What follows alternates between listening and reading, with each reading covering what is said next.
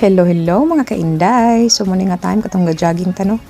Nice kayo ang weather karon, daghan ang gasailing nga dragon boat. Ako mga jogging buddies daghan pud kayo ang mga jogging and walking diri. So nice ni siya, it's 4 kilometers ni nga run and walk. Mao ni ang local birds diri So itor lang ta mo gamay sa Hamilton Lake.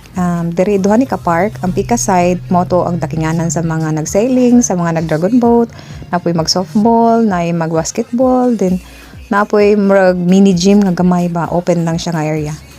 So mao na gini ang pinaka main nga park diri sa Hamilton Lake. So nananitanan from baby to adults, pwede ka diha tanan. Lingkaw kaayo ang mga bata diri gyud kay kinadaghanan nga mga amenities nila sa ilang park. So pwede pud ta mag-picnic diri dapita, magdala lang og food. So lingaw na jud kayo ang pamilya nimo, napoy free nga water. Daghan ni sila free nga water diri.